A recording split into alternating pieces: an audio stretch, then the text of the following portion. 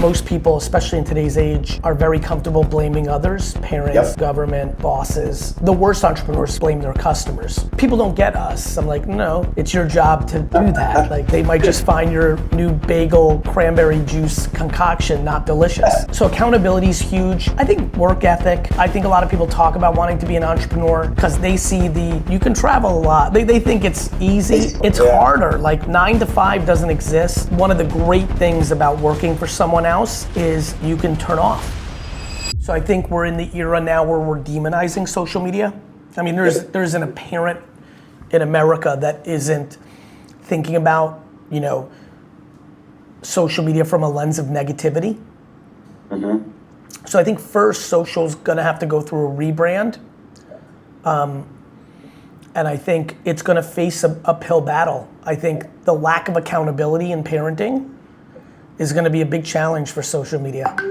Yeah, it's easy to blame social media for the lack of parenting. Correct. And I think the political realities in our country also, and the world, are a challenge. So I think first, social's gonna be bumpy for the industry because of the judgment of society. Second, I think there's gonna be a lot of opportunity for social to really evolve as it always does. You kind of see it evolving every 2, 3, 5 years because it's the nature of the beast. All it's trading on is consumers' attention. And so as a medium, unlike television where it was a set function and you knew what a television and magazine was, and then what was changing, what was inside. So the content was changing.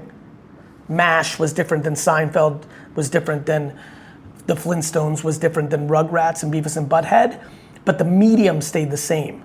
Whereas social, you've got 7 or 8 apps that dominate, they're all slightly different, but every minute, one of them can create a new feature or structure, or a new one can come along.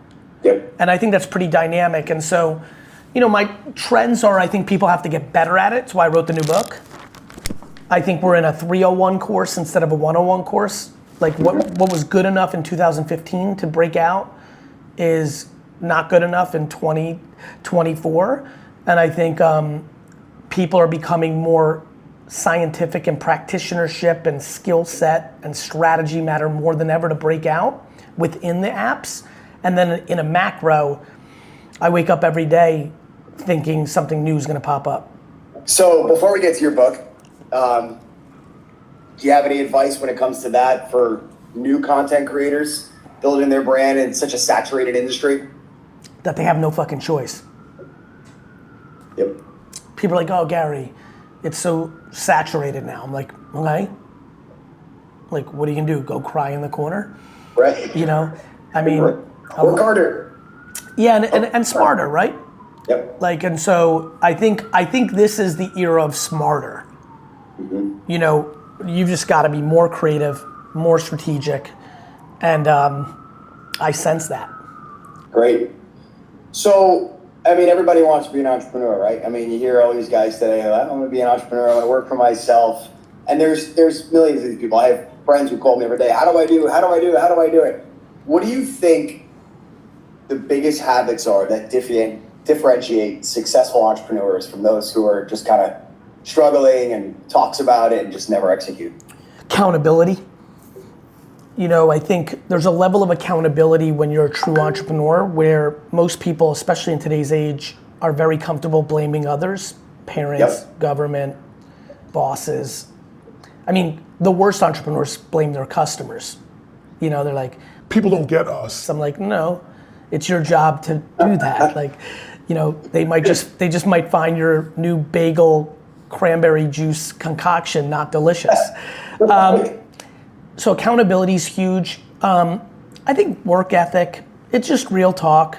I think a lot of people talk about wanting to be an entrepreneur because they see you can travel a lot. They think it's easy. It's harder. Like 9 to 5 doesn't exist. Stress tolerance. I think most people don't have the stomach for it.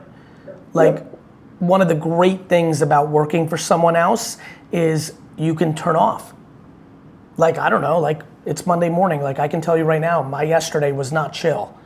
I was thinking about 700 things that I need to attack and are a problem. So I don't think people have the stomach for it. I also think that for a lot of entrepreneurs, a differentiation is just sheer creative talent, meaning it requires ideas.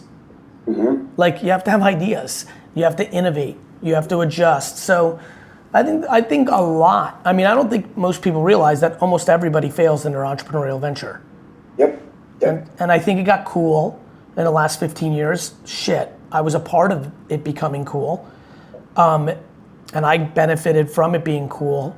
But I've been pretty consistent with my content of like, this shit's hard. Yep. I mean, there's been 3 failed magazines since I launched one that succeeded, so.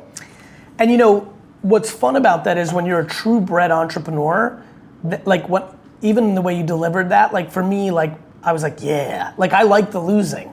Sure. You know, but for a lot of people, you know this, after the first failed magazine, they go back to corporate life. They go back. Yep, it's the soft, cushy, spot. I think there's a level of true humility that can't be seen in real entrepreneurs. I think you're right. Right? I think there's an ability to be judged.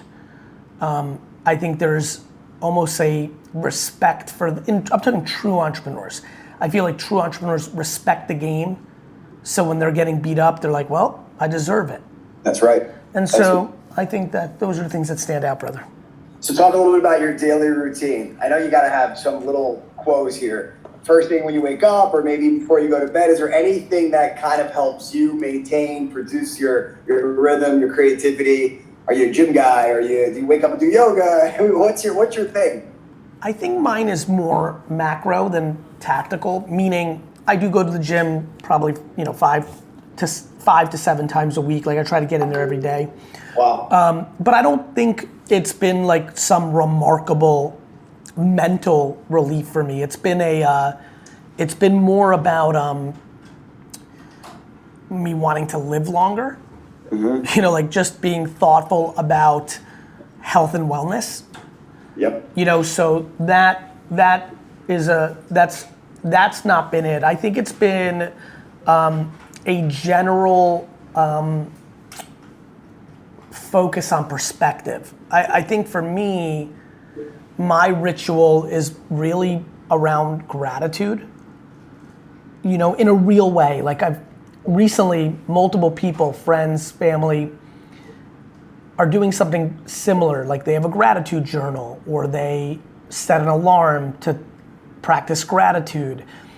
Gratitude has become something I think people rightfully have realized has a lot of value, and that I don't think comes natural to most people.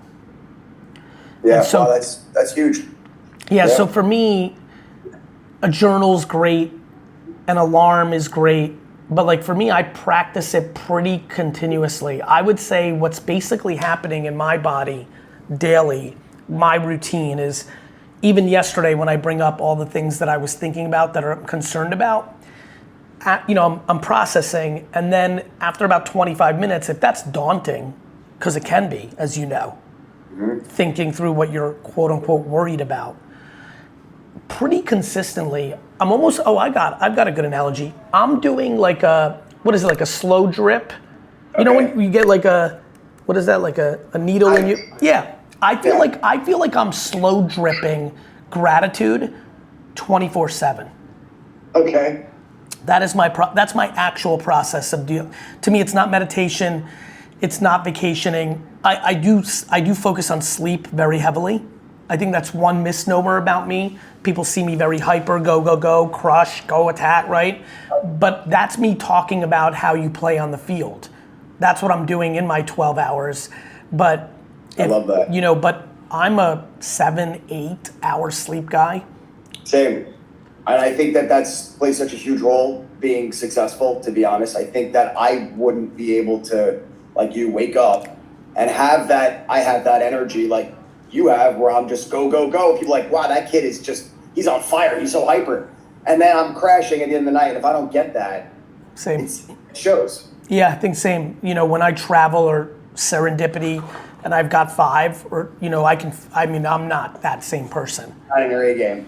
Yeah. And there's never I've had consistent 6 in my career.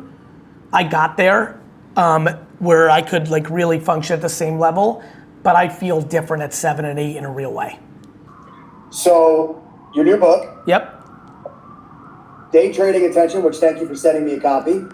We just received it, so I'll be reading this. I've read quite a few of your books. This is a follow-up to another book that you wrote. Yes.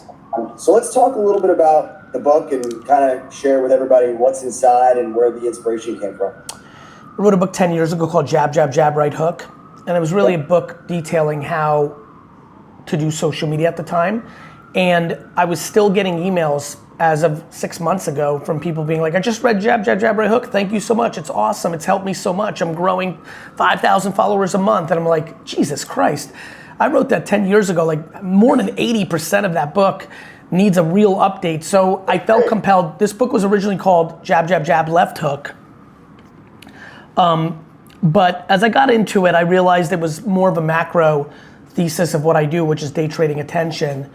And really it's a book that really outlines the state of the union of social media, what you need to be doing with creative to break through, best practices per platform, tons of examples of creative so that you can learn scenarios in the back.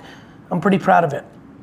Great. Yeah, I'm eager to read it. Like I said, I've read a few of your books, and I'm a big reader in general when it comes to anything that can kind of further my education on this stuff. So this is said to be a good one. Yeah, I think I wrote it in a way that would really crush for people that have, advanced skills. So this is definitely like, again, if I'm using a college curriculum, this is the textbook for the 301 course, not the 101.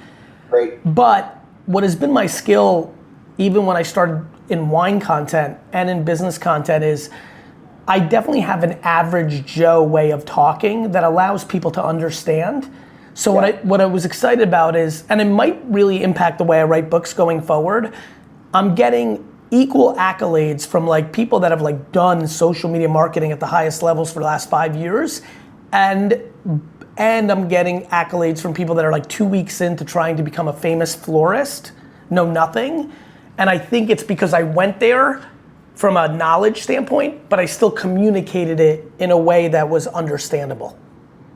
Great. A little bit about your legacy, right? When you look back at your career, when people look back at your career, what do you hope that they're gonna say about you and how you've impacted the world or the industry?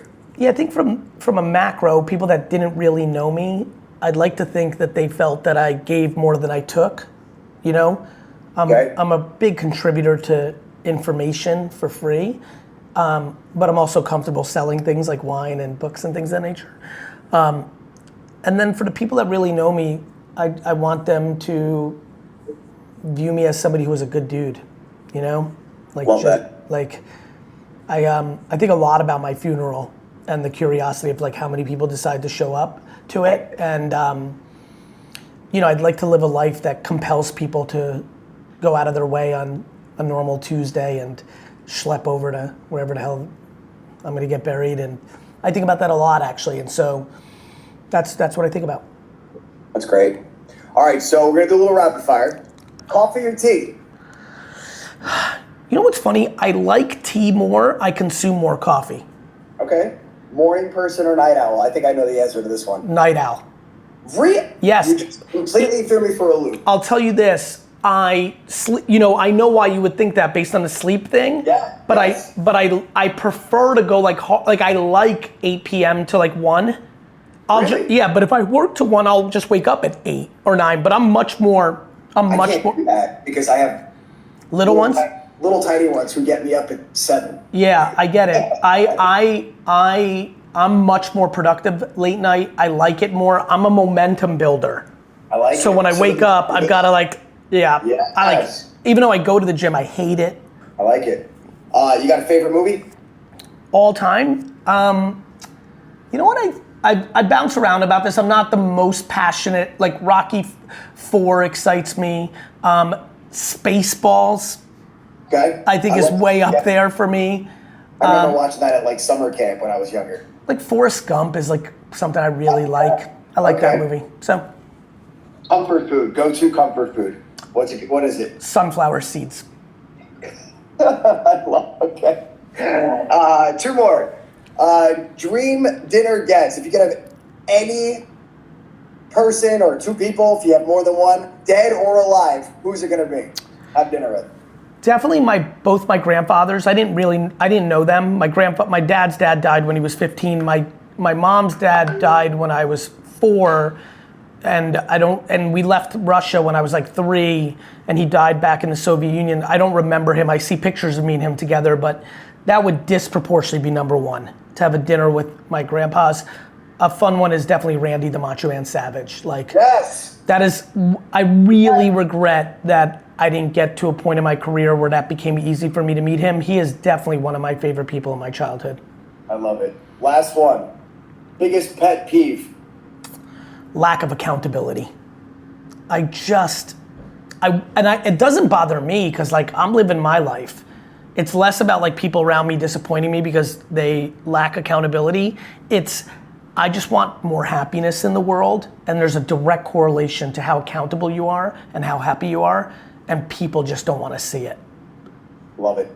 So before I let you go, Gary, yeah. Before I let you go, I watched a segment on you recently where you're throwing F-bombs and you got the call from parents and the teachers, and they're like, oh, your kid's saying fuck all over class, and you were like, well, if that's the worst thing that happens, then I don't see any problem with it. I watched that, and I gotta tell you, I get shit from my family, from my wife all the time, because I'm the guy who has no filter, and like you, those words are just in my vocabulary. It feels more real and more raw. And if my kid did get called one day because she said fuck at school, I would say, so what? I'm definitely not scared of teachers. I wasn't scared of them when I was in the class. I'm definitely not gonna be fucking scared of them when I'm not in the class. This was great, man. Thank you, brother. Stay well. Continued success. Cheers. Bye-bye. Take care.